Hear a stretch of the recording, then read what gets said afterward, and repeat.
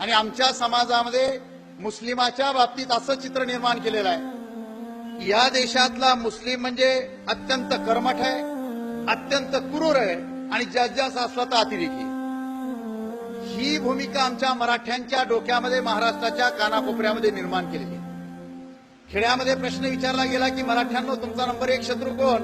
आमचं मराठ्याचं पोरग उभा राहतं म्हणतं मुसलमान. त्याला जर विचारलं बाबा तुझ्या गावात मुसलमानचे घरं किती, तो म्हणतो 5 ते 6. तुझ्या गावात मुसलमानाने किती जणांवर अन्याय केला हातवरी करा, एकाचाही हातवरी होत नाही.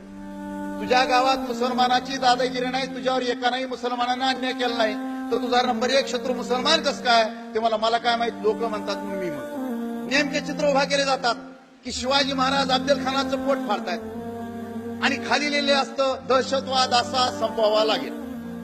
मराठ्याच्या डोक्यात फिट की मुसलमान मारल्याशिवाय दहशतवाद संपत नाही.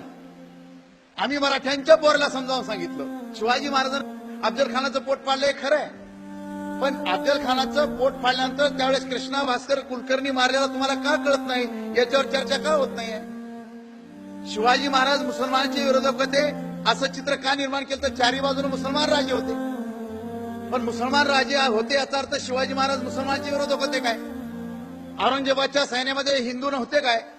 मिर्झा राजे काय मुसलमान होता काय? औरंगजेबानं आपले 4 भाऊ मारून टाकले ते काय हिंदू होते काय? आपल्या बापाला अटक केली ते काय हिंदू होता काय?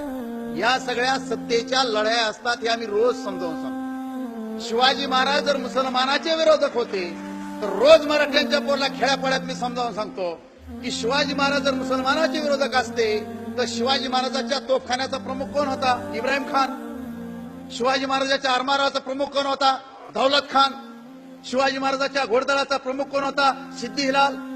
शिवाजी महाराजांचा पहिला सरसेनापती कोण होता? नूर खान. शिवाजी महाराजांबरोबर आग्र्याला गेलेला मदारी मेहतर मुसलमान. शिवाजी महाराजांचा एकमेव वकील काजी हैदर हाही मुसलमान. शिवाजी महाराजांचं एकमेव चित्र उपलब्ध आहे, त्या चित्रकाराचं नाव मीर मोहम्मद हाही मुसलमान. आणि अफजल खानाचं पोट फाडण्यासाठी ज्या वाघनख्या पाठवून दिल्या तो रुस्तमे जमान हाही मुसलमान. एवढे मुसलमान अधिकारी जर शिवाजी महाराजांच्या सैन्यात असू शकतात तर शिवाजी महाराज मुसलमानाचे विरोधक असतात काय? शिवाजी महाराजांचे 31 बॉडीगार्ड होते आणि 31 पैकी 10 मुसलमान होते. आणि बॉडीगार्ड काय करू शकतो इंदिरा गांधीला जाऊन विचारा. शिवाजी महाराजांनी एकही मस्जिद पाडली नाही, एकही कुराण जाळलं नाही. मग शिवाजी महाराजांचा वापर मुसलमानांवर हल्ले करताना का केला जातो? याचा गांभीर्याने या देशामध्ये विचार झाला पाहिजे. अरे रायगड किल्ला राजधानी बांधल्यानंतर शिवाजी महाराजांच्या जगदीश्वराचं मंदिर उभारलं. मंत्र्याला विचारलं जगदीश्वराचं मंदिर उभारलं, माझ्या मुसलमान सैनिकांसाठी मस्जिद कुठे आहे? मंत्र्यांनी विचारलं जागा दाखवा. शिवाजी महाराजांनी स्वतःच्या राजवाड्यातली जागा दाखवली समोरची आणि सांगितलं की इथं मस्जिद बांधा, आणि राजवाड्यापुढे शिवाजी महाराजांनी मस्जिद बांधलेली आहे. हा इतिहास आपल्या देशामध्ये का सांगितला जात नाही? हा इतिहास जर समाजापर्यंत गेला तर या देशामध्ये सामाजिक दुरी निश्चित दूर होते. आज महाराष्ट्रामध्ये एक आंदोलन सुरू आहे, जय शिवाजी पाडा कबर. कुठली कबर? प्रतापगडाच्या पायथ्याची. आम्ही पोराला रोज सांगतो अफजल खानाची कबर पाडा, पण बांधली कुणी?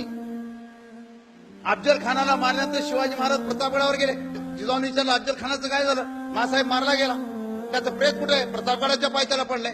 काय म्हणले जिजाऊ मासाहेब आई त्यांच्या की शोभा अफजल खान जिवंत असेपर्यंत अफजल खानाशी वैर होतं. अफजल खान मेला, आपलं वैर संपलं आणि तुझ्या राज्यात पुण्या प्रेताला कोल्या कुत्र्यानं तोडाव तुला शोभणार नाही. अफजल खानाच्या त्या प्रेताचं इज्जतीनं दफन कर आणि तुझ्या विजयाची साक्ष म्हणून तिथं कबर बांध. शिवाजी महाराजांनी अफजल खानाचं दफन करून तिथं कबर बांधली शिवाजी महाराजांनी, आणि वापर केला जातो जय शिवाजी पाडा कबर. अरे शिवाजी महाराजांनी बांधलेली कबर शिवाजी महाराजांचं नाव घेऊन पाडलं जातं, हे अत्यंत दुर्दैव आहे. आमच्या पोराच्या डोक्यात बसलं जातं काशी न होती, मथुरा न होती, शिवाजी न होते तो सबकी सुन्नत होती. अरे काशी मथुरा शिवाजी महाराजांच्या ताब्यातच नव्हती. काशी मथुरा होती औरंगजेबाच्या ताब्यात, ती शिवाजी महाराजांना वाचवली कशी? याच्यावर विचार होत नाही. म्हणजे अशा प्रकारच्या विचारचक्र जर समाजापुढे सुरू व्हायला झालं तर 100% या देशामध्ये प्रगती होऊ शकते. आज भारतामध्ये एक चित्र उभा केलंय, मुसलमान म्हणजे अतिरेकीच, दाढी म्हणजे अतिरेकी काय? दाढी राखलेला माणूस अतिरेकीच असतो काय? मग मालेगावच्या बॉम्बस्फोटात जे पुराण पांडे सापडले हरामखोर, याला काय दाढ्या होत्या काय? त्या नांदेडमध्ये पुण्याला जे अतिरेकी सापडले साले हे काय मुसलमान होते काय? इंदिरा गांधीला कोण्या मुसलमानानं मारलं काय? महात्मा गांधीला मुसलमानानं मारलं काय? राजीव गांधीला मुसलमानानं मारलं काय? काय चाललंय काय? अरे या अतिरेक्यांना धर्म नसते आणि जातही नसते, त्यांच्या बंदुकीला कोणत्याही गोळीला रंग नसतो, मात्र त्या गोळीतून निघालेलं रक्त माणूस मरल्यानंतर फक्त लालच असतं. ही साधी गोष्ट ही समाजाला कळली पाहिजे.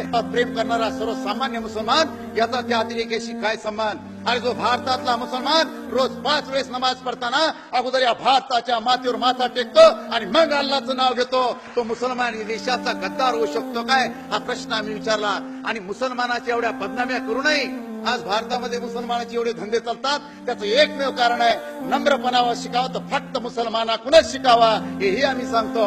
आणि या देशातले मुसलमान सुखा समाधानानं या देशात जगत असतील, त्याचं एकमेव कारण आहे डॉक्टर बाबासाहेब आंबेडकरांनी दिलेली राज्यघटना. त्याच्यामुळे या देशातला मुसलमान अत्यंत सुख समाधान इज्जतीने या देशामध्ये जगू शकतो. ही भूमिका आपण समजून घेतली पाहिजे.